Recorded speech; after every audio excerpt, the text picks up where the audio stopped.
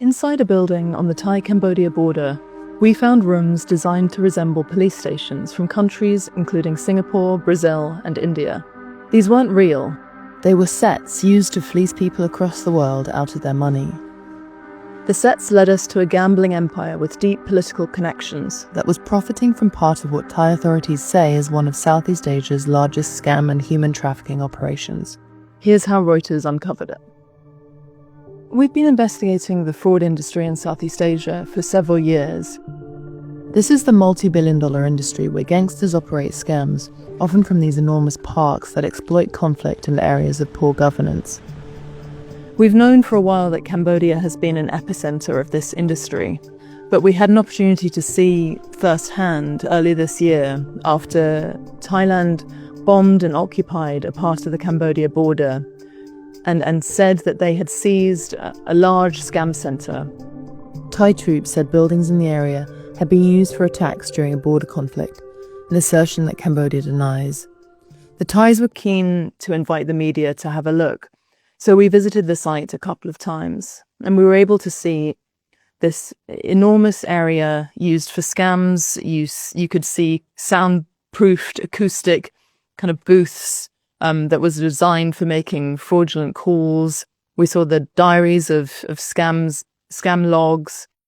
A senior Cambodian minister tasked with combating online fraud told Reuters the government is committed to working with international partners to stop scams and that Cambodia was investigating alleged fraud operations in the area we visited. He said Thai security forces should return custody of the seized locations to facilitate the probes. But one of the most important things we saw were documents relating to the operation of one particular site, how it worked, including a rental contract that gave us some clues about the ownership of the building. In one of the buildings, which was like an office, we found a rental contract that was leasing 3 buildings to a Chinese national.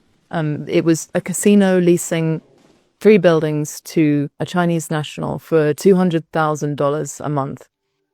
The casino, Royal Hill, and the conglomerate that operated it, the Lim Heng Group, did not respond to phone calls and emails seeking comment on alleged cyber scam and trafficking activities at the property.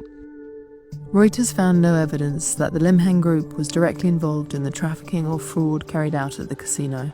The Royal Thai Police, which is leading investigations into the compound, said Chinese gangsters perpetrated scams there without providing specifics about their identity. This is a sleepy Cambodia border town, so that rental price was many, many times the normal rental price in the country's capital. We also found a number of other documents relating to that company on the site. And we looked in depth at the structure of the site, and you could see that there was a paved road connecting the casino to the scam buildings. It was all part of one site.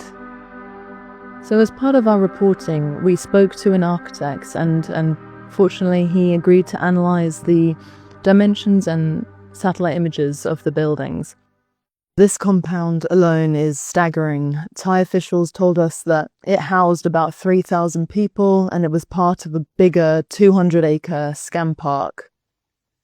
These are what researchers call kind of factories of fraud. They can be industrial sized and they steal staggering amounts of money. I think in 2024 alone, the US government said that $10 billion was stolen by scam centers in Southeast Asia from Americans alone. And it's not just Cambodia.